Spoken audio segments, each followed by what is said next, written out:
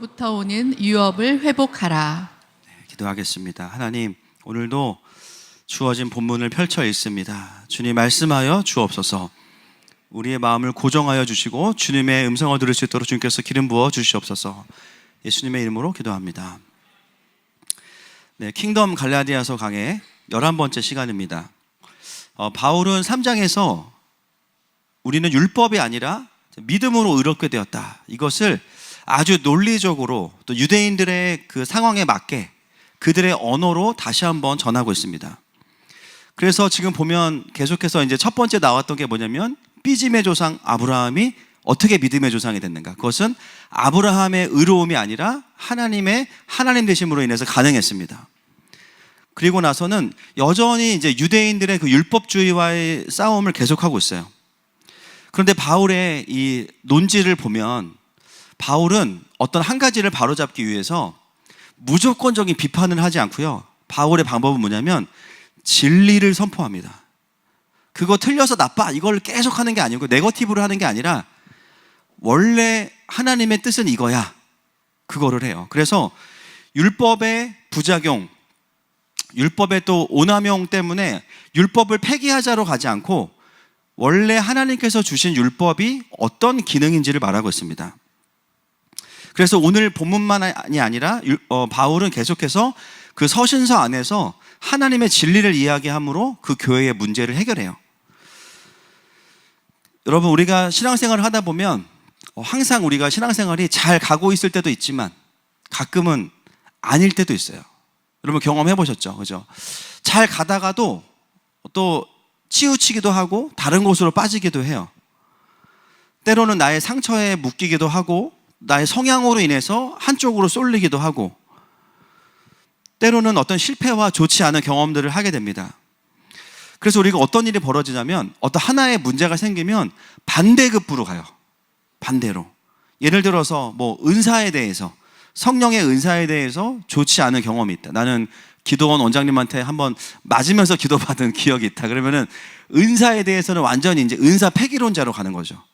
성령의 은사는 필요 없어, 그냥 말씀만 알면 돼. 또는 어떤 교회 공동체에서 어려움을 겪은 분들이 어떻게 돼요? 공동체는 필요 없어, 교회 무용론자로 갑니다. 공동체 무용론자. 결론적으로 이거는 뭐냐면 사단이 하는 일이에요. 왜 사단이 하는 일이냐? 진짜 하나님께서 말씀하시는 진리 안에는 거하지 못하면서 계속 방황하게 만드는 거예요. 진자 운동을 하게 만듭니다. 그래서 그 영혼이 방황을 계속해요. 그러면서 어떻게 되냐면 자기의 시간들을 허비하게 만듭니다. 근데 여러분, 이 진자 운동이 언제 멈추어지냐면 진리가 선포될 때 멈추어집니다. 하나님의 말씀이 딱 들어오면요, 아, 여기가 맞겠다, 딱 멈춰져요. 그럴 때 그 영혼은 살아나고 그 방황은 끝납니다. 여러분, 말씀이 말씀으로 선포되면 방황은 끝나는 거예요. 성령의 임재와 통치에 붙들리면 방황이 끝나는 겁니다. 오늘도 이 예배가 누군가의 진자 운동이 멈춰지는 예배가 되기를 선포합니다. 자, 3장 15절 말씀 같이 읽겠습니다. 시작. 형제들아, 내가 사람의 예대로 말하노니 사람의 언약이라도 정한 후에는 아무도 패하거나 더하거나 하지 못하느니라. 예, 사도 바울은 오늘 이제 언약과 율법에 대해서 이야기를 하는데요. 최근에 제가 이제 좀 가장 힘들게 했던 계약이 뭔가 이렇게 말씀을 보다가 생각해 보니까, 저희 누나네 부부가 이제 대만에서 오면서 집을 제가 먼저 계약을 했어야 돼요. 근데 이 집 주인분이 나쁜 분은 아니에요. 나쁜 분은 아닌데 엄청 그 꼼꼼하고 까다로운 분이어서 정말 여러 가지를 확인했어요. 제 주민등록증, 제가 목사가 맞는지, 그리고 실제로 이제 대만에서 오는 그 누나네 가정이 사는 거 맞는지를 수차례 확인하고 부동산 사장님을 아주 쥐잡듯이 잡더라고요. 그래서 사장님도 자기는 하다 이런 계약은 처음이다. 그래서 실제로 저희 누나네 부부가 이제 그 계약한 날 이제 귀국을 해서 집에 들어갔는데 다음날 확인하러 왔어요. 아마 사장님이 왔죠. 사장님이 와서 보고 이제 아마 확인을 한 것 같아요. 여러분, 제가 그걸 보면서 야, 사람이 하는 계약도 여러분 그게 왜 꼼꼼하고 중요합니까? 그 계약대로 지켜야 되기 때문이에요. 그런데 여러분, 하나님께서 하시는 약속은 어떻겠어요? 더 정확하고 하나님은 그 계약을 더 지키시는 하나님이세요. 아멘이십니까? 자, 민수기 23장 19절 말씀을 읽겠습니다. 시작. 하나님은 사람이 아니시니 거짓말을 하지 않으시고 인생이 아니시니 후회가 없으시도다. 어찌 그 말씀하신 바를 행하지 않으시며 하신 말씀을 실행하지 않으시랴. 신명기 말씀, 여호수아 말씀 같이 읽겠습니다. 그런즉 너는 알라 오직 내 하나님 여호와는 하나님이시요 신실하신 하나님이시라. 그를 사랑하고 그의 계명을 지키는 자에게는 천대까지 그의 언약을 이행하시며 인애를 베푸시되 여호와께서 이스라엘 족속에게 말씀하신 선한 말씀이 하나도 남음이 없이 다 응하였더라. 아멘. 여러분, 우리 하나님은 언약을 지키시는 하나님이세요. 하나님의 언약은 반드시 뭐와 똑같냐면 성취와 똑같은 거예요. 우리는 이제 언제 밥 먹을까 이거 이제 10년 전부터 하고 있지만 밥 안 먹잖아요. 근데 주님이 말씀하시는 거는 그대로 지키시는 거예요. 오늘 사도 바울이 무엇을 이야기하냐면 너희가 의롭게 되고 너희가 하나님의 유업을 받을 수 있는 것이 어디로부터 출발되었냐? 그것은 율법을 지켜서가 아니라 하나님의 언약으로부터 온 것이다. 그 말은 뭐냐면 이 언약은 반드시 성취되는 거야. 그래서 너희가 노력해서 의로워진 게 아니고 너희가 노력해서 그 유업을 얻는 게 아니고 그것이 성취되는 이유는 한 가지야. 하나님이 약속하셨기 때문에. 그게 바로 하나님의 언약에 대한 중요성입니다. 그러면서 16절 말씀 같이 보겠습니다. 그 약속의 핵심이 무엇인지를 우리에게 이야기하고 있어요. 시작. 이 약속들은 아브라함과 그 자손에게 말씀하신 것인데 여럿을 가리켜 그 자손들이라 하지 아니하시고 오직 한 사람을 가리켜 내 자손이라 하셨으니 곧 그리스도라. 아멘.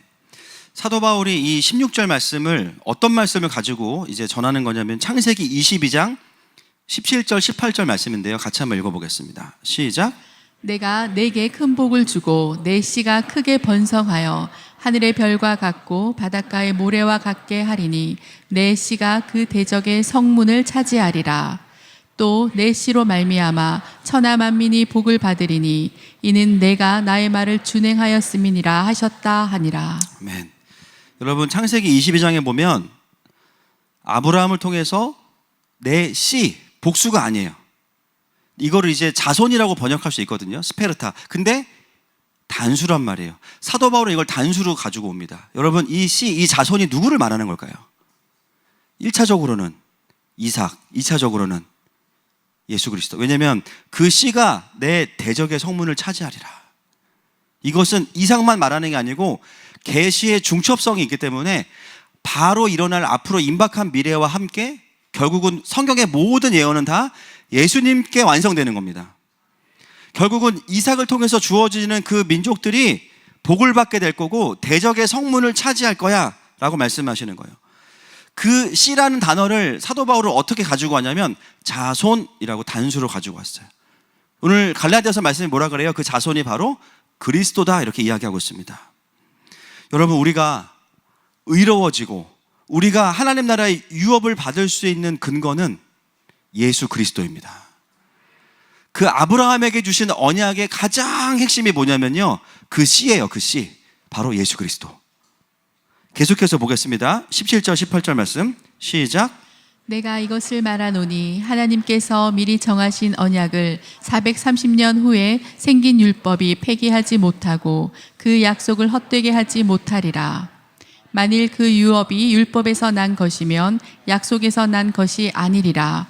그러나 하나님이 약속으로 말미암아 아브라함에게 주신 것이라. 네, 그래서 언약과 율법의 관계를 설명하면서 언약이 아브라함에게 주어지고 율법이 대체적으로 한 400년 뒤에 주어졌거든요. 이 나중에 주어진 율법이 언약을 폐할 수 없다는 거예요. 그래서 언약과 율법의 관계를 다시 정립하고 있는 게 오늘 본문의 내용입니다. 여러분 오늘 본문은 우리에게 우리의 의로움과 하나님 나라의 유업은 바로 예수 그리스도를 통해서 주어진다고 선포하고 있습니다. 그런데 우리의 삶을 보면 여전히 우리는 어떻게 살고 있냐면 나만의 율법에 빠져 있어요. 내가 여전히 의로운 행동을 해야 의로운 거지. 내가 하나님 나라의 유업을 받을 만한 삶을 살아야 받는 거지. 여전히 뭐예요? 우리가 유대인들의 율법은 아니지만 나의 의와 나의 행함으로 의로움과 하나님의 유업을 가져오겠다라고 살고 있다면 제가 늘 말씀드리는 것처럼 신율법주의로 살고 있는 겁니다.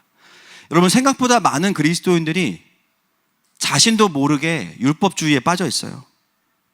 그래서 오늘 우리가 깊이 알아야 될 것은 뭐냐면 그 언약의 핵심은 예수 그리스도, 그 예수 그리스도가 나를 의롭게 했다는 게 무엇이고 그 그리스도를 믿음으로 하나님의 유업을 가져오는 게 무엇인지를 구체화해야 됩니다. 이제 우리가 추상적으로 알아요. 주님이 나의 의로움이시고 주님이 나의 하나님 나라시구나 아는데 그게 어떻게 나에게 풀어지는지를 알아야 돼요.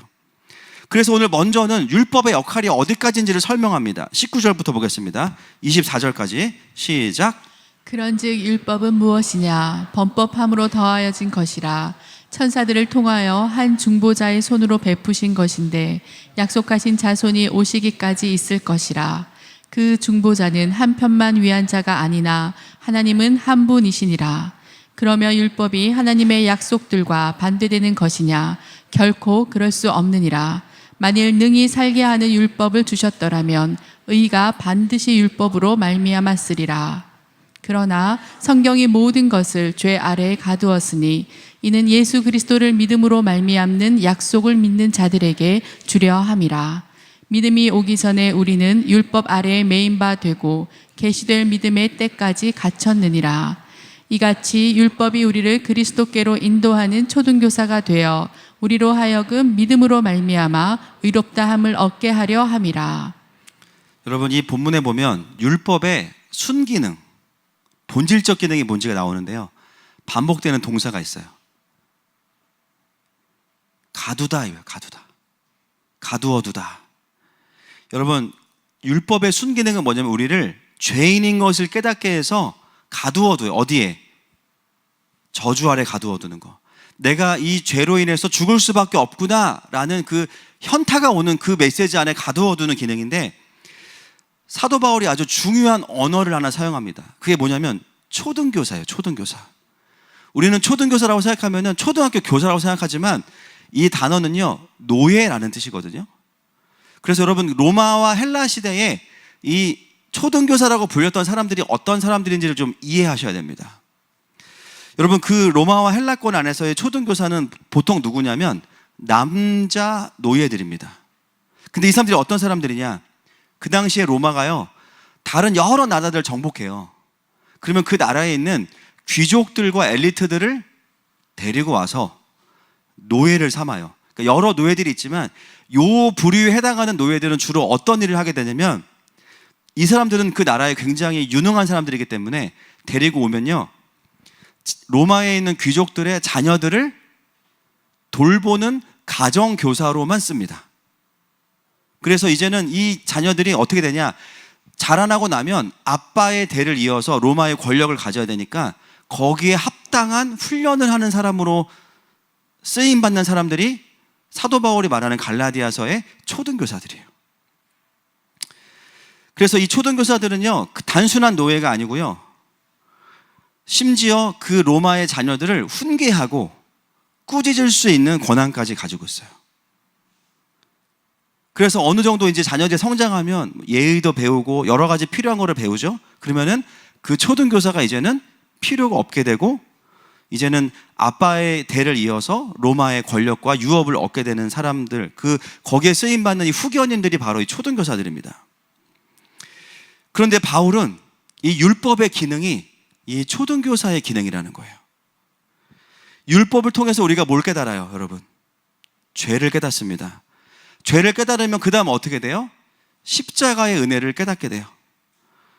율법을 통해서 내가 저주받은 자인 것을 알게 되고 내가 죽을 수밖에 없고 나에게 살아날 가망이 없다는 걸 알게 된 다음에 그 과정을 거쳐야만 십자가의 은혜가 됩니다. 그래서 율법은 폐하여진 것이 아니고 지금도 유효합니다. 언제까지 이게 필요하냐? 천년왕국에서도 필요해요. 인간의 죄성이 존재하는 한 율법은 계속 따라다닐 거예요. 그래서 우리의 현재를 알게 하는 거죠.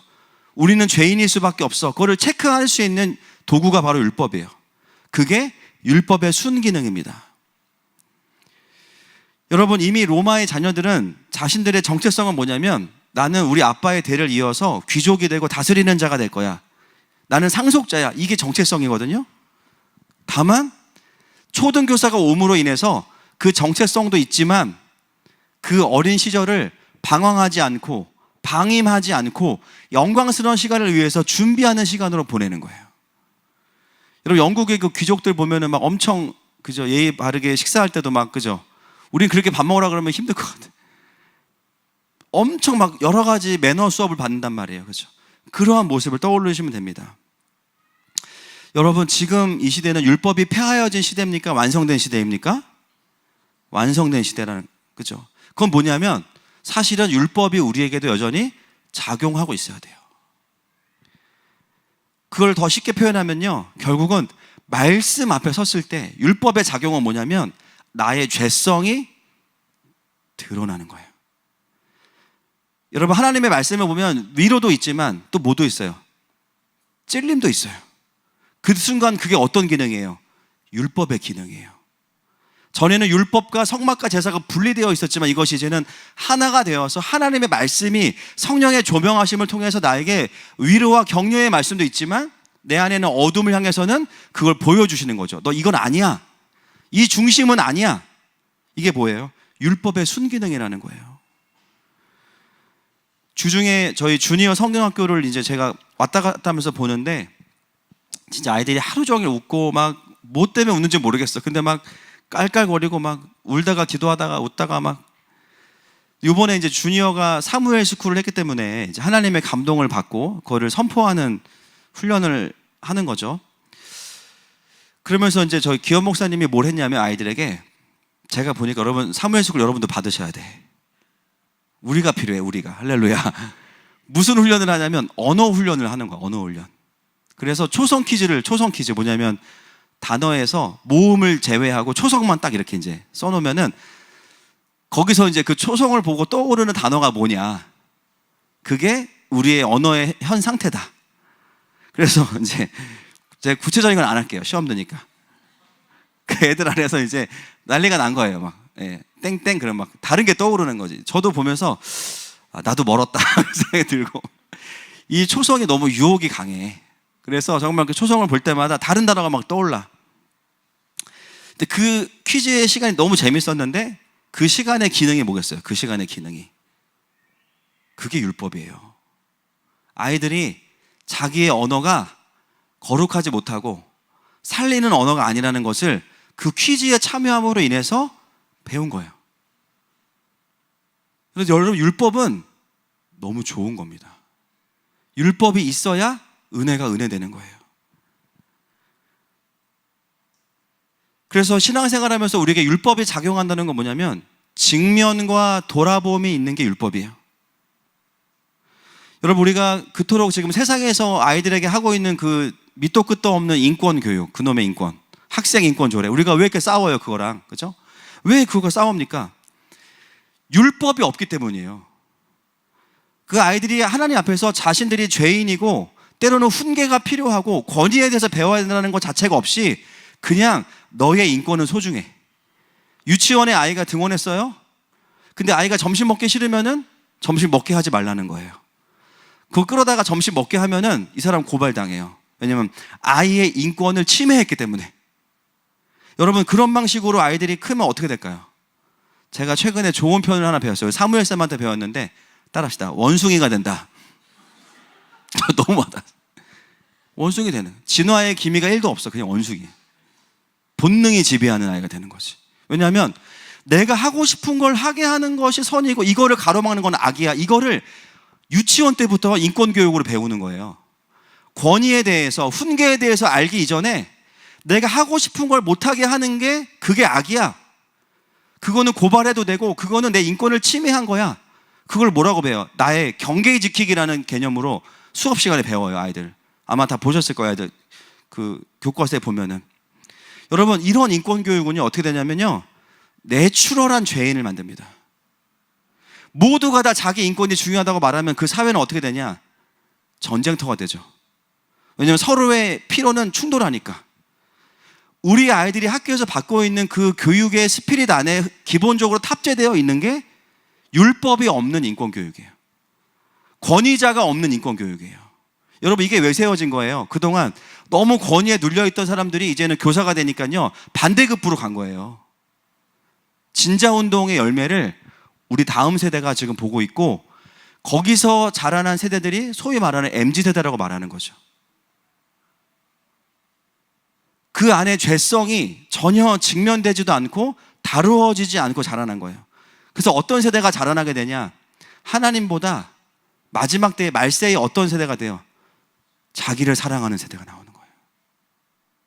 자기를 사랑하는 세대. 모든 게 나의 권리야. 내 자유만 제일 중요해. 그 윗세대들은 오히려 너무 율법에 눌려서 자란 세대라서 그 반대급부의 열매가 그 다음 세대에서 맺혀지고 있는 거죠.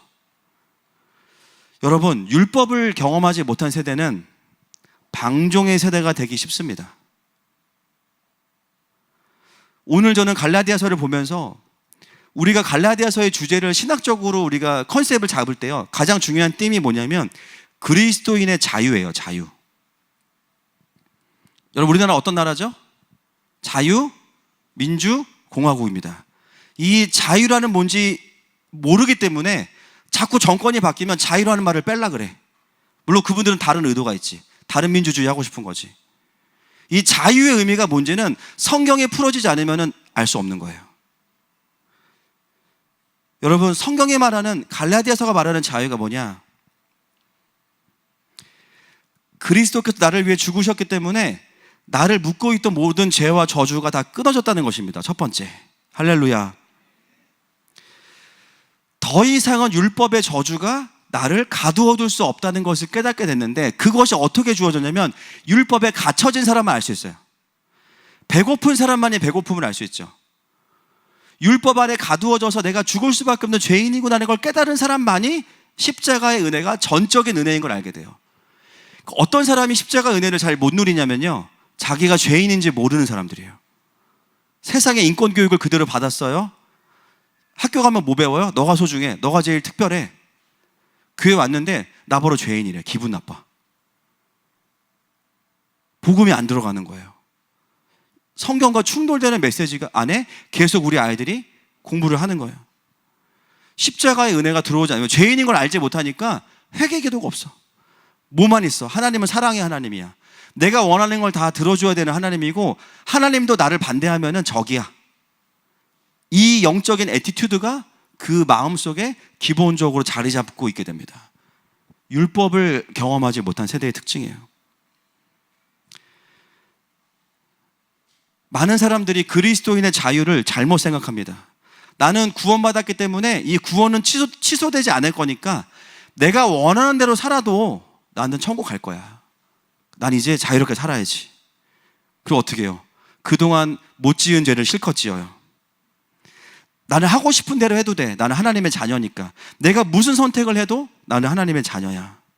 여러분, 혹시나 여러분 세대와 상관없이 내 속에 있는 마음들이, 이런 마음들이 있다면 율법의 순기능이 나에게 풀어져 있지 않은 거예요.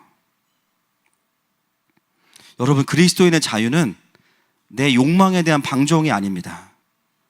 억눌렸던 욕망에 대한 분출이 아니에요. 죄가 얼마나 무서운지 알고 있던 자들이 그 죄의 속박에서 해방되어서 무엇을 향한 자유인가? 하나님의 나라를 향한 자유입니다. 할렐루야.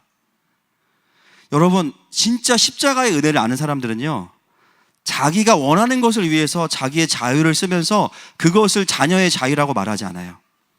고린도전서 8장 13절 말씀 보겠습니다. 시작.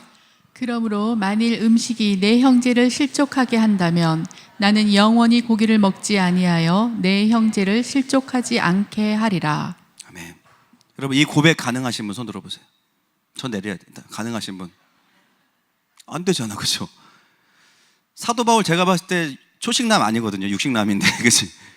근데 바울이 뭐라 그래요? 고기 먹는 게 죄가 아니잖아요. 그렇지만 그것이 남에게 덕이 안 되고 우상 숭배하는 것에서 덕을 끼치지 못한다면 뭐라 그래? 나는, 우리가 제일 싫어하는, 영원히 고기를 먹지 아니하리라. 우리가 아무리 은혜를 받아도 이런 말을 함부로 하는 게 아닙니다. 그렇죠? 나는 영원히, 그래서 우리는 단기 선교만 나가잖아. 할렐루야. 그렇죠? 나는 영원히 고기를 먹지 않겠다. 왜? 내 형제를 실족하지 않게 하리라. 여러분, 정말 하나님의 은혜를 경험한 사람들은요, 자신의 자유를 다른 사람을 살리는 데 써요. 이걸 알아야 됩니다. 나의 자유를 사용하지 않는 데 써요. 이게 복음이에요. 이걸 누가 시켜서 하는 게 아니고 스스로가 그런 마음이 올라와요. 내가 그것을 해도 지옥 안 가. 그죠? 맨날 물어봐. 목사님 술 먹으면 천국 가요, 지옥 가요? 천국 빨리 간다고 말씀드렸잖아요. 아파가지고 빨리 간다. 그렇지만 내가 그렇게 하는 것이 누구에게 덕이 안 될 경우에 하지 않겠다. 내가 그것을 하는 게 구원의 문제도 아니고 신앙의 문제도 아니지만 내가 누릴 수 있는 권한이 있지만 그것이 공동체와 하나님 나라를 세우는 데 덕을 끼치지 못한다면 내 자유를 내가 내려놓을 수 있는 것, 그것을 기뻐할 수 있는 것, 그게 그리스도인의 자유입니다. 여러분, 그리스도인의 자유는 그리스도를 자유롭게 섬길 수 있는 자유고요, 성령을 자유롭게 따라갈 수 있는 자유가 우리에게 주어진 자유예요. 그래서 방종과는 다른 겁니다. 전혀. 여러분, 우리가 묶인다고 느끼는 게요, 그냥 답답해서 묶이는 게 아니고 하나님이 나에게 말씀하시는 삶이 있어. 하나님 나에게 주시는 부르심이 있어. 근데 그걸 따라가려고 했는데 자꾸 상처에 묶여. 자꾸 트라우마에 묶이고 몸에 이상이 생기고 정신적인 묶임이 있어. 그때가 바로 복음의 능력이 그걸 끊어줄 때는 거예요. 그리고 우리는 어떻게 해요? 와, 자유다, 내 마음대로 살자. 아니라 감사해서 하나님 나라를 향해서 전진하고 달려가는데 이 자유를 사용하는 거예요. 그래서 진짜 하나님의 자유가 있는 사람들은 어떤 모습이 나타나냐면 그 사람의 자아와 이기심과 욕망과 상처를 다 이겨버리는 겁니다. 여러분, 사도 바울은요, 바리새인 중에 바리새인이에요. 그러니까 사도 바울한테 한번 잘못 걸리면 죽어요, 그냥. 왜냐면 평상시에 사도 바울에게 쭉 보고 있어, 그 사람을. 그래서 다 여기 메모리에 기록되어 있어. 몇 월 며칠 율법 몇 조 몇 항 어겼고 몇 조 몇 항 어겼고. 그러다가 날 딱 잡아서 그 사람 불러가지고 쫙 풀어주면 이 사람 어떻게 됐어요? 그죠? 죽는 거예요, 죽는 거. 그죠? 누구보다 그럴 이야기를 하기 때문에 사도 바울은 철저하게 완벽주의로 살았던 사람이 사도 바울입니다.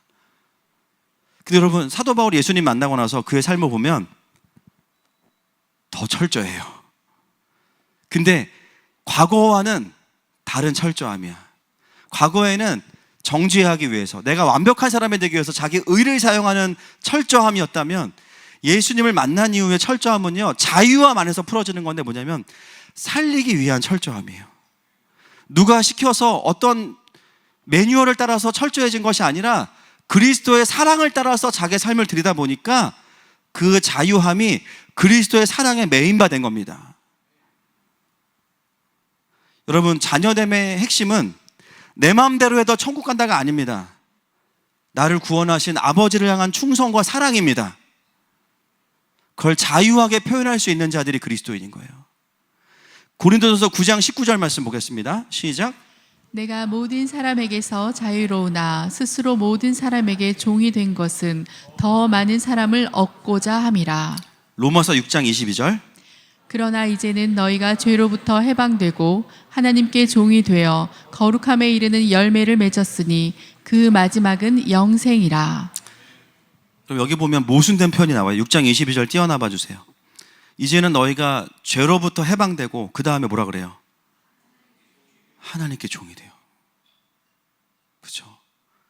이 종은 우리가 말하는 그 노예의 개념이 아니에요. 그 사랑에 매이는 거예요. 그 영광에 매이는 거예요. 그걸 따라가지 않고서는 어떤 기쁨도 없는 거예요. 그래서 그 자유함이 내 안에 풀어지는 거예요. 고린도 후서 5장 14절 말씀 보겠습니다. 시작. 그리스도의 사랑이 우리를 강권하시는도다. 우리가 생각하건대 한 사람이 모든 사람을 대신하여 죽었은즉 모든 사람이 죽은 것이라. 아멘. 그리스도의 사랑이 우리를 강권하시는도다. 이 강권하다는 단어가 강하게 묶다 이런 뜻이에요. 여러분, 구원받은 사람들은요, 자유하다 방종으로 가지 않고 훨씬 강력한 영광의 사랑에 묶이게 됩니다. 이전에 없던 마음에 그 소원함, 그 갈망이 올라오는 게 뭐냐면 하나님이 기뻐하는 걸 나도 하고 싶다. 그걸 따라갈 때 가장 기뻐. 그걸 위해서 나에게 우상과 묶임들이 그냥 사라지는 거예요. 전에는 이거 아니면 죽을 것 같아. 이 중독 아니면 날 채울 게 없어. 근데 뭐냐면 더 큰 갈망이 오니까요, 이 모든 것들이 그냥 끊어지는 거예요. 그게 바로 성경이 말하는 그리스도인의 자유입니다. 여러분, 나의 자유함과 주대심은 충돌될 수 없어요. 이해되세요? 하나님이 주신 자유함과 주대심은 충돌될 수 없어요. 하나님이 뭔가 주대심 그러면 막 답답해. 고구마가 올라오고 막 내가 싫어하는 거 하라고 할 것 같고 막 내가 뭐 좀 좋아하면 뺏어갈 것 같고. 여러분, 이거 하나님에 대한 왜곡이에요. 믿습니까? 결론은 뭐냐? 피조물된 우리가 하나님께서 원하시는 삶을 살 때 가장 우리는 최적화된다는 거예요. 가장 행복하고 가장 기쁘고 가장 영광스럽고. 그래서 킹덤은요, 하나님의 권위와 완전한 사랑이 완전히 하나가 되어 있는 겁니다. 이거를 우리가 놓칠 때 어떻게 되냐면 선택적 주대심. 내가 원하는 수준에서 주님 말씀하시는 건 오케이. 나머지는 아무리 하나님이어도 주님 기다려요. 내가 허락할 때까지. 아니면 선택적 경배. 내가 원하는 거 안에서만 경배해. 찬양할 때는 주님만이 왕이십니다. 그렇게 우리가 고백하면서 삶으로 들어가서는 주님은 선택적 왕이에요. 여러분, 이거는 왕이 아닌 거죠. 여러분, 신앙생활은 민주주의 아닙니다. 동의하십니까? 킹덤은요, 민주주의 아니에요. 하나님의 뜻 앞에 정렬되는 거지. 어느 순간 율법을 경험하지 않은 세대들은요, 자기가 인생의 주인 되고 자기가 인생의 결정권자가 되는 삶으로 갈 수밖에 없어요. 한 세대의 특성만이 아니라 정말 내가 하나님 앞에서 전적으로 소망 없는 죄인이라는 것을 깨달아 보지 않은 사람은 하나님하고 끊임없이 밀당을 합니다. 신앙생활에서. 진짜 나에게 소망이 없다는 걸 아는 사람들은요, 주님 말씀하시면 그냥 갑니다. 왜냐면 그게 생명이니까. 근데 이게 다루어지지 않은 사람들은요, 끊임없이 하나님하고 밀당을 계속해요. 하나님이 나한테 설명해야 되고 설득해야 되고 하나님이 기다려야 되고 결국 또 내가 하기 싫으면 안 하게 되고. 뭐라고 하는 게 아니고요, 더 깊어져야 된다는 거예요. 하나님의 뜻이 생명이고 그것이 진짜 나를 나되게 하는 거라는 것을 아직 내가 충분히 나에게 풀어져 있지 않은 거예요. 마지막 때의 우상 숭배의 핵심은요, 결국 뭐냐면 자기를 사랑하는 거예요. 그게 우상. 여러분, 지금 전 세계가 공산사회주의, 아주 트렌디한 공산사회주의로 가고 있잖아요. 여러분, 공산주의는 소련 때 무너진 게 아닙니다. 그건 체제가 무너진 거고 지금은 이게 하나의 세계관이 돼가지고요, 인본주의랑 같이 전 세계를 하나의 나라로 만들어가는데 지금 사회주의가 쓰임받고 있는 거고, 우리가 통탄할 일은 뭐냐면 교회들이 이걸 분별하지 못한다는 거잖아요. 그냥 계시록만 봐도 마지막 때에 다수가 바벨론인데 그 바벨론을 이끄는 스피릿이 뭐예요? 사회주의잖아요. 중국은 자본주의 아니에요. 마오이즘이지. 제가 시진핑에 대해서 말씀드렸죠. 시진핑이 갖고 있는 세계관, 강력한 마오쩌둥의 마오이즘과 뉴 막시즘. 그래서 전 세계를 하나의 나라로 만들어 가려고 하는 세계관을 가지고 있는 게 시진핑이에요. 그러니까 전 세계를 하나의 공산주의의 거대한 나라로 만들어 가는 게 중국의 1대1로 사업이고, 여러 번 말씀드렸습니다. 그래서 깨어있는 그리스도인은 절대 그 무브먼트에 동참할 수 없다니까요.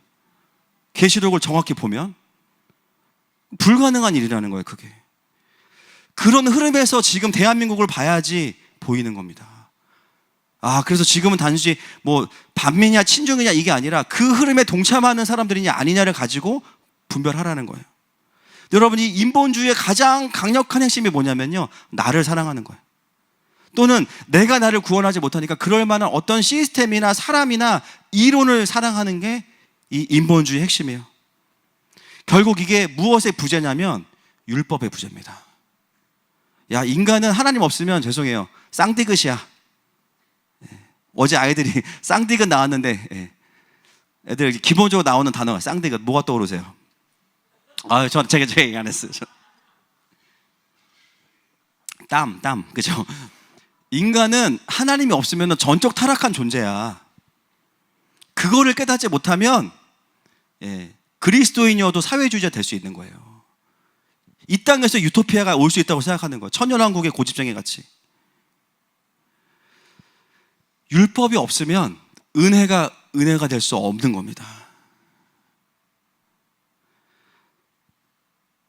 어느 순간 이 40대, 50대의 그룹들이 너무 권위에 묶여 있다 보니까 어떤 게 성행했냐면 이 교회 안에서 치유 사역이 엄청 성행했어요. 그래서 권위적인 아버지, 뭐 어떤 아버지, 그래서 막 아버지를 용서하라, 아버지 학교 막, 그죠? 물론 좋은 거예요. 그죠? 그래서 그 내적 치유가 막 1990년부터 2000년까지 막 선풍적인 아주 그냥, 그죠? 근데 그 다음에 풀어지는 영성은 뭐였습니까? 율법 없는 복음이에요지. 율법 없는 복음. 내가 호되게 혼나면서 자랐으니까 우리 아이들에겐 자유를 줘야 돼. 그게 자녀를 망치는 길이죠. 여러분, 자녀는 성경대로 키워야 됩니다. 성경에 뭐라 그랬어요? 훈계하라고 나와 있잖아요. 다만 잘못한 만큼만 훈계해야지 또 분노가 들어가면 안 되지. 그죠? 그거는 하나님 앞에서 우리가 돌아봐야 될 부분이지만 아닌 것에 대해서는 아니라고 해야 되고, 아이들도 뭘 직면해야 돼요? 아, 나도 귀엽지만 죄인이구나. 그죠? 애들이 알아요, 자기가 귀여운지. 그래서 얼마나 머리가 좋은지 몰라요. 혼날 때 귀여움을 딱 꺼내가지고 혼낼 수 있겠어? 이렇게 나오잖아요. 우리가 그거에 미혹되면 망하는 거예요. 그죠? 그 귀여움을 뚫고 그 아이들의 죄성을 꺼내서 직면시켜야 돼. 넌 괴물이야. 넌 꾸러기야. 좋은 말 써야 되니까. 너는 선하고 다른 사람은 악하지 않아. 너 안에도 죄가 있어. 그래서 예수님이 필요해. 이걸 어렸을 때부터 애들이, 오히려 어렸을 때 더 초등교사가 필요해요. 율법이 필요한 거예요. 아, 내가 죄인이구나. 내 욕망대로 살면은 다 괴로워지는구나. 여러분, 우리가 킹덤 키즈부터, 지금 뭐 키즈지만 그 밑에 영세부터 막 쭉 우리가 학교를 하는 이유가 뭐예요? 복음 안에서 키우자는 겁니다. 복음 안에서. 아이들이 이 성경적인 메시지 안에서 커야 마지막 때에 나타나는 그 자기를 사랑하는 세대가 되지 않는다는 거예요. 그게 너무 중요한 거죠. 여러분, 율법이 있어야 우리가 더 성령 충만할 수 있습니다. 그 과정을 거쳐야만 십자가의 복음이 진짜 은혜가 되는 거예요. 진짜 은혜가. 여러분, 저는 우리 하늘마음교회가 율법 폐기론이 아니라 율법의 완성을 경험하는 공동체가 되기를 축복합니다. 그래서 하나님이 주신 율법은 소중한 거예요. 율법주의가 나쁜 거지. 자, 갈라디아 3장 25절부터 28절까지 보겠습니다. 시작. 믿음이 온 후로는 우리가 초등교사 아래에 있지 아니하도다. 너희가 다 믿음으로 말미암아 그리스도 예수 안에서 하나님의 아들이 되었으니 누구든지 그리스도와 합하기 위하여 세례를 받은 자는 그리스도로 옷 입었느니라. 너희는 유대인이나 헬라인이나 종이나 자유인이나 남자나 여자나 다 그리스도 예수 안에서 하나이니라. 그래서 복음이 온 이후에 우리는 더 이상 초등교사 아래에 있지 않고 율법 아래에 있지 않고 이제는 자유케 됐다. 그 얘기를 하는 거죠. 그러면서 25절 이후부터는 이제 우리의 정체성이 원래 뭐였냐? 이제는 다시 하나님의 아들, 하나님의 딸이 되었다는 거예요. 그리고 믿음으로 이제는 그리스도 안에서 우리가 그리스도로 옷을 입었다라는 거예요. 그리고 유대인이나 헬라인이나 그리스도 안에서 이제는 하나가 되었다. 여러분, 이게 다 무엇으로 주어진 거냐면 율법이 아니고 그리스도와 그리스도를 믿음으로 주어진 거예요. 그래서 신앙생활은 뭔가를 성취하기 위해서 노력하는 게 아닙니다. 반대예요, 반대. 이미 예수님이 성취해 놓으신 것을 누리기 위해서 믿음으로 취하는 거예요. 이 순서가 바뀌면 안 돼요. 자격을 얻기 위해서 하는 게 아니라 이미 그 자격을 주셨기 때문에 자격에 합당하도록 살기 위해서 믿음을 사용해야 돼요. 그래서 여러분, 우리가 해야 되는 행위는 율법의 행위가 아니고요. 따라합시다. 믿음의 행위. 그래서 믿음의 행위예요. 우리가 치유 축사할 때만 믿음의 행위하는 게 아니고 신앙생활 자체가 뭐냐면 나를 위해 그리스도가 성취하신 것을 내가 누리기 위해서 믿음으로 그것을 행하는 거죠. 마가복음 3장 1절부터 5절 말씀에 보면은 그 믿음의 행위가 나와 있습니다. 같이 읽겠습니다. 시작. 예수께서 다시 회당에 들어가시니 한쪽 손 마른 사람이 거기 있는지라. 사람들이 예수를 고발하려 하여 안식일에 그 사람을 고치시는가 주시하고 있거늘 예수께서 손 마른 사람에게 이르시되 한 가운데에 일어서라 하시고 그들에게 이르시되 안식일에 선을 행하는 것과 악을 행하는 것 생명을 구하는 것과 죽이는 것 어느 것이 옳으냐 하시니 그들이 잠잠하거늘 그들의 마음이 완악함을 탄식하사 노하심으로 그들을 둘러보시고 그 사람에게 이르시되 내 손을 내밀라 하시니 내밀매 그 손이 회복되었더라. 아멘. 이 본문이 율법의 행위와 믿음의 행위를 한 장면에 보여주는 내용입니다. 바리새인들은 어디에 집중하고 있냐면요, 예수님의 율법의 행위에 집중하고 있어요. 안식일에 사람을 고치면은 율법을 어긴 게 되니까는 그것만 바라보고 있는 거죠. 고치나 안 고치나 보자. 예수님 그걸 아실까요? 모르실까요? 아시죠? 예수님은 어디에 관심이 있냐면 거기에 관심이 없어요. 어디에 관심이 있어요? 손 마른 자를 살리는 거에 관심이 있어요. 본문을 보면 이 손 마른 자는 사실 회당에 들어올 수 없거든요. 자격이 안 돼요. 어떻게 들어왔을까? 바리새인들이 일부러 세팅해 놓은 거죠. 예수님을 걸려고 딱.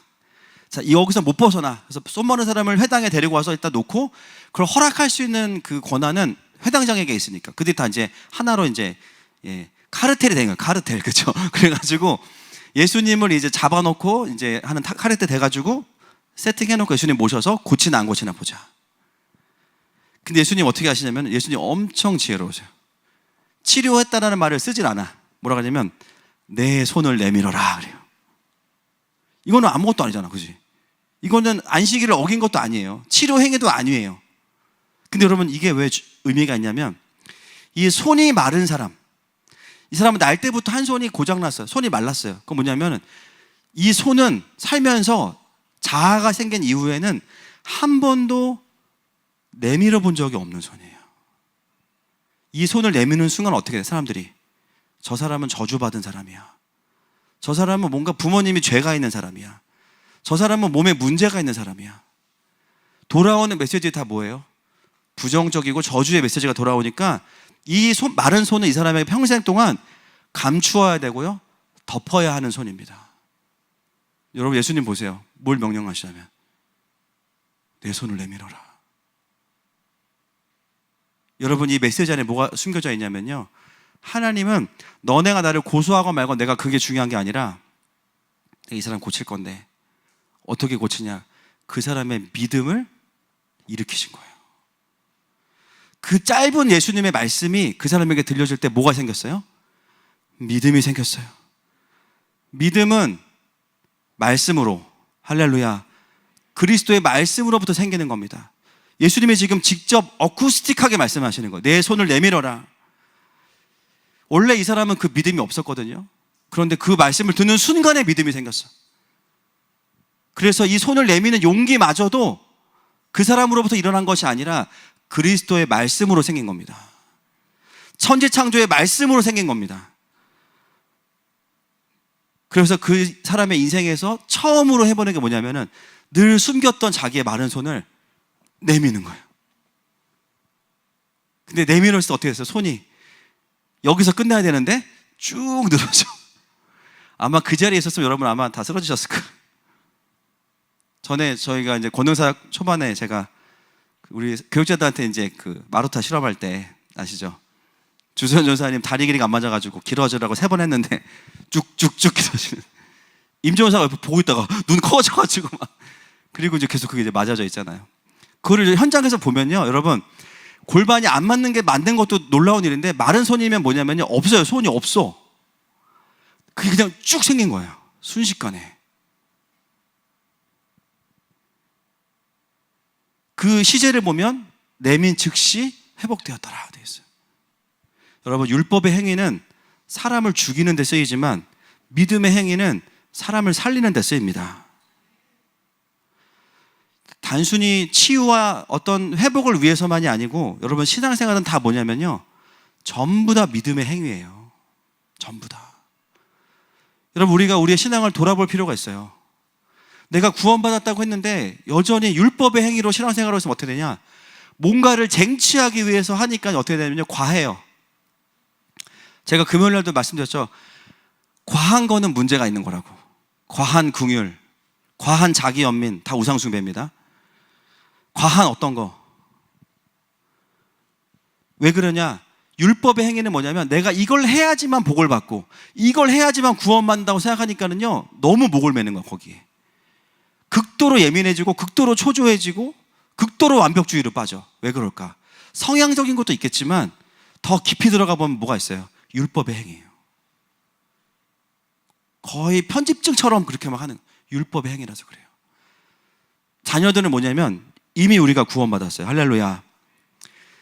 자녀들은요 이거 해 저거 해를 강조하는 게 아니고 자녀는 뭐냐면 내가 누군지를 계속 확인하면요 나머지의 행동은 다 풀어져. 너는 하나님 자녀야. 너는 이런 부르심이 있어. 그러면 나머지는 뭐냐면 그 자녀됨으로부터 자유함에서 오는 전략이 생기고 그 자유함으로부터 오는 하나님을 향한 자유함으로 모두를 하게 되니까는요 묶이거나 매이지 않아요. 잠시는 어려울 수 있지만 금방 풀어져. 왜냐하면 뭘 쟁취하려고 하는 게 아니야. 이미 난 그런 존재예요. 할렐루야. 여러분 자녀들이 막 내가 성적을 잘 받아야만 우리 부모님이 나를 밥을 줄 거야 이렇게 학교를 다니고 막 여러분 그렇게 어떻게 되겠어요? 그럼 애들이 계속 굶겠지 일단. 그렇죠? 우리의 기준에 도달하지 못하니까. 그렇게 두려워하는 자녀를 보면서 여러분 어떤 마음이 드세요? 야 그거 아니야. 그럴 일이 있어서 아니면 네가 꼴찌를 해도 냉장고는 네 거야. 이 집은 네 거야. 자녀들이 그걸 의심하지 않아요. 그죠? 그냥 편안해. 다만 아이들이 하나님께서 나에게 주신 정체성이 뭐고 열방에 일하시는 하나님의 일하심을 보다 보면 아 내가 뭘 해야겠다는 마음이 들고 그걸 해야만 내가 성공하는 사람이 아니라 하나님과 함께 뛰기 위해서 공부하다 보면 영어도 되는 거고 수학도 되는 거고 그 직업을 갖기 위한 자격증도 따는 거고. 근데 이게 하나의 별개의 관점이 아니라는 거예요. 하나님의 자녀이고 하나님의 군사이니까 내가 나의 삶을 갖춰가는 삶이 되는 겁니다. 여러분 이게 성경에 말하는 인테그리티예요. 통합이에요. 이게 그동안 한국의 교회들이 뭘 잘못했어요? 이걸 분리시켰죠. 신앙은 신앙이고 그래도 대학은 좋은 데 가야 돼. 이 충돌 안에서 아이들을 키우니까 아이들이 갈피를 못 잡는 거예요. 믿음으로 사는 게 뭔지를 배워본 적이 없어요. 결국 세상의 논리에 들어가면 결국은 돈이고 실력이고 학교구나, 이 메시지가 돌파돼 본 적이 없어요. 그래서 아이들이 거기서 갈등하다가 결국은 세상의 방법을 택하면서 신앙이 무너지는 거예요. 그 자기를 합리화해야 되니까는 그냥 신앙을 버리는 일이 벌어지는 거예요. 이것이 해결이 필요한 겁니다. 지금 이거의 돌파는 어디로부터 일어나는가? 정체성이에요. 정체성. 결국은 이 세상에서 우리의 신앙생활은 뭐냐면 율법의 행위로 갈 거냐 믿음의 행위로 살 거냐 왔다 갔다. 부활 전까지 계속 이거예요. 그러나 하나님의 영광을 볼 때는 언제냐면 믿음의 행위를 할 때지. 언제 믿음의 행위를 해야 돼요? 내가 자격이 없다고 느껴질 때. 야, 내가 이런 마음으로, 내가 이런 태도로, 이렇게 불성실함으로 하나님의 자녀라고 내가 말하고 다닐 수 있을까? 없지. 그때 뭘 해야 돼? 믿음의 행위를 그때 해야죠. 그때 뭘 해야 돼요? 십자가를 바라보는 거예요. 맞아. 거기까지가 율법이야. 맞아. 나는 안 돼. 자녀로 못 살아. 근데 내가 뭘 해서가 아니고 이런 나를 위해서 예수님이 죽으셨잖아. 맞지. 다시 십자가를 붙잡고 일어나. 여기 전까지가 인본주의, 여기부터 신본주의. 인본주의 기독교는 그러니까 너를 강하게 만들어서 네가 세상에 뭐가 돼야 돼, 막 별이 되라, 뭐가 되라, 막 그러잖아요. 그렇죠? 이게 이제 인본주의고, 신본주의는 십자가를 붙잡아. 근데 희한한 건 뭐냐면 되게 무능한 것 같고 정신승리 같아. 야, 삶에서 할 건 안 하면서 하나님만 의지하는 것 같아. 여러분 이거 프레임입니다. 이거 믿음을 쓰지 못하게 하는 거짓 프레임이에요. 희한한 건 뭐냐면요, 내가 나의 삶에서 전진할 수 없을 것 같다고 한계에 부딪히고 십자가를 바라보는 순간 새로운 힘이 부어져요. 진짜 신기해. 그래서 뭐냐면요, 돌파가 돼요. 뭘 하라고 해서 돌파가 된 게 아니고요, 자녀됨이 풀어지면 영이 임하시기 때문에 영이 나를 끌고 가는 거예요. 여러분 율법을 따라가면요 어려워요. 어떤 분들은 성경을 마치 율법처럼 봐요. 어떤 데는 보면 넌 내게 부르짖으라, 막 부르짖어. 어떤 데 보면 가만히 있으래. 또 그럼 뭐가 맞는 거지? 가만히 있으라 할 때는 구하고 찾고 두드리라. 뭐 하라는 거야 지금? 가만히 있어야 돼요? 부르짖어야 돼요? 모르겠죠. 영을 따라가야 돼요. 그래서 지금 내 삶의 시즌은 부르짖는 시즌이라면 부르짖어야 되고, 가만히 있어야 되는 시즌은 가만히 있어야 돼요. 그래서 우리는 글씨를 따라가는 사람들이 아니고 내 안에 있는 성령을 따라가는 사람들입니다. 여러분, 우리는 존재 문제부터 삶의 모든 문제에 있어서 믿음의 행위를 해야 되는 사람들이에요. 똑같이 열심히 하는 것 같아도 믿음의 행위를 하는 사람과 율법의 행위를 하는 사람들은 신앙생활의 정서와 양상이 완전히 다릅니다. 자녀됨과 노예됨이거든요. 다른 거예요. 여러분, 오늘 우리의 삶에 내가 요즘에 어떤 정서로 신앙생활을 하고 있는지 돌아보세요. 어떤 분들은 교회가 너무 빨리 가, 그죠? 뭔가 빠른 것 같아. 막 예배 한 번 빠지면 막 5m씩 가는 것 같아. 그럴 수 있어요. 그런데 여러분, 그래도 괜찮으셔야 돼요. 예, 두려워하지 마세요. 그리고 그냥 할 수 있는 만큼 따라오시면 돼요. 여러분, 그걸 못 쫓아온다고 해서 구원을 못 받거나 그런 거 절대 아닙니다. 예, 절대 아니에요. 다만 하나님의 자녀됨을 함께 누리고 싶다, 이런 마음으로 같이 가시면 되는 거예요. 그러나 하나하나가 실패와 어떤 집착과 두려움으로 온다면 나의 지금 베이스는 뭐냐면 율법의 행위에 있는 거고요. 아니면 하나하나의 사역이라도 내가 같이 하면서 감사하고 풀어주고 있다면 믿음의 행위에 있는 겁니다. 자녀됨이 풀어주고 있는 거죠. 여러분, 삶에서 보면 불안하고 초조해질 때, 부모로서 자녀들을 키울 때 때로는 자녀가 겪는 어려움을 보면서 불안하고 초조해요. 그때도 여러분 뭘 하셔야 돼요? 첫 번째, 잔소리. 두 번째는 믿음의 행위. 아, 맞아. 내 자식은 내 자식만이 아니지. 주님 자식이지. 주님이 하실 거야. 기본적으로 이걸 가지고 들어가셔야 됩니다. 안 그러면 눌리고 묶여요. 그래서 우리의 삶은 뭐냐면 이미 하나님이 나에게 주신, 영어로 헤리티지, 유업. 여러분, 이미 그리스도를 믿는 순간 그 하나님의 나라가 나에게 주어졌어요. 그건 한 가지가 아니에요. 여러 가지입니다. 뭐 물질의 축복부터 나의 삶을 향한 하나님의 부르심과 하나님의 영광 다 포함해서 유업이 주어졌는데, 그거를 이제 깨닫고 믿음으로 성취하는, 그러니까 믿음으로 그것을 취하는 삶을 살게 만드는 거, 이게 우리가 해야 되는 기독교 교육이에요. 여러분, 이번 달에 만약에 회사에서 인센티브로 100만 원이 주어진다고 나왔어. 보름 후에 주어진다. 우리 이미 어때? 이미 오늘 200만 원 쓰잖아, 그렇지? 친구한테 얘기했다. 야, 밥 사라. 밥을 얼마나 더 사야 돼? 여러분, 근데 이게 믿음의 행위예요. 예화가 적절한지 모르겠어요. 갑자기 들어가서. 근데 이게 믿음의 행위라고요. 이미 하나님이 주신 것을 내가 믿기 때문에 나와야지, 이걸 해야만 주시는 게 아니라는 거예요. 여러분, 하늘마음교회가 동방의 독수리를 외치고 아시아를 다니는 이유가 무엇 때문일까요? 성경에 그게 써있기 때문이에요. 지금은 안 보여. 병아리도 안 보여. 근데 성경에 써있어. 그렇대. 그러면 그런 줄 아는 거야. 그래서 그럴 마음도 없는 나라에 가서 막 불러가지고 동방의 독수리를 얘기를 해줘. 막 깨워. 놀라운 거예요. 그 나라가 막 일어나. 할렐루야.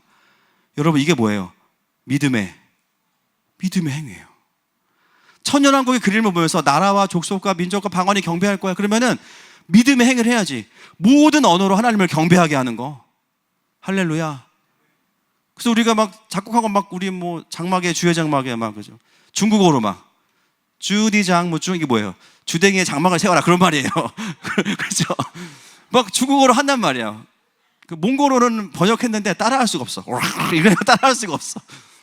그 나라 사람이 부르게 하고, 1어로도 하고, 뭐 스페인어로도 하고, 뭐 세뇨리다 다 할 거란 말이에요. 여러분, 이게 뭐예요? 믿음의 행위예요. 동방의 독수리와 아시안 하이웨이를 그들의 언어로 경배하게 하는 거, 그게 뭐 대단한 거냐? 대단한 거예요. 그 나라에 그 킹덤이 열리기 때문이에요. 여러분, 우리가 앞으로 믿음으로 밟는 나라들을 하나님 계속 우리 손에 붙이실 겁니다. 이거는 우리가 잘해서가 아니고 성경에 써 있는 걸 우리가 선점했기 때문이에요. 할렐루야. 성경의 블루오션이 동방의 독수리였어. 그동안은 이거를 말하는 강의들은 있었지만 실제로 이걸 행했던 그룹은 없단 말이에요. 근데 어떤 한 작은 교회가 이걸 믿음으로 선포하면서 한 나라 한 나라를 밟아가는데, 놀라운 건 뭐냐면 점점 이 대열에 많은 나라들이 들어오고 있다는 거예요. 몽골에 가서도 우리가 했던 믿음의 행위는 뭡니까? 지금 몽골은 살기 어렵고 후진국이라고 말하지만 그렇지 않다는 거예요. 너희는 징기스칸의 후예다. 너희는 이스라엘까지 달려갈 수 있다. 이게 뭡니까? 믿음의 행위입니다. 일본에 가서도 많은 자들이 일본의 교회는 부흥하지 않을 거야. 아니, 일본은 신부의 나라야. 남은 자들의 연합이 일어날 거야. 그걸 붙잡는 일본 교회는 부흥할 거야. 그리고 이번에 가게 되는 그 리빙 지어스 처치가 오사카의 부흥의 진원지가 될 거야. 뭐 하러 가는 거야? 믿음의 행위예요. 처음에는 킹덤 스쿨만 가야지. 근데 하나님께서 그걸 원하시지 않는 거야. 교회가 가서 교회를 출산해 주라는 거예요. 중국의 청소년들에게 지금의 중국은 공산주의로 완전히 갇혀져 있지만, 아니, 이게 다가 아니야. 하나님이 나라를 자유케 하실 거야. 너희들 지금부터 준비해야 된다. 이게 뭐예요? 믿음의 행위입니다. 여러분, 우리가 하는 사역이 뭡니까? 다 믿음의 행위예요. 영적으로 묶인 자들 와서 치유 축사 받는 거 다 믿음의 행위예요. 다들 그래, 뭐가 보여요? 뭐가 빠져요? 믿음의 행위예요. 근데 믿고 하니까 보이는 거예요, 진짜. 여러분, 앞으로도 하늘마음교회 뿐만이 아니라 모든 그리스도인과 교회가 해야 되는 사역은 다 율법의 행위가 아니라, 이거 해야만 구원받습니다, 이런 메시지를 주는 게 아니라 이미 구원받았습니다, 믿음으로 행하십시오. 당신이 믿음으로 행할 때 하나님 기뻐하시고 역사하십니다. 그것을 풀어낼 때 그 영혼 자유케 될 줄 믿습니다. 그 나라는 자유케 될 줄 믿습니다. 함께 이 시간에 하나님 앞에 나아가십시다. 먼저는 오늘 말씀을 정리하면서 말씀을 듣고 보니, 와, 나도 그리스도인의 자유가 아니라 방종 안에 있었구나. 그렇다면 여러분, 율법의 순기능을 회복하셔야 되고요, 또 내가 율법의 행위로 무엇인가를 얻기 위해서, 의롭다함을 얻기 위해서 신앙생활을 했다면 여러분 돌이키셔야 됩니다. 이미 우리는 그 자손으로 말미암아 의롭게 되었고, 그 그리스도로 말미암아 자녀의 유업을 받은 자들입니다. 이 시간에 그 은혜를 고백하면서 나아가십시다.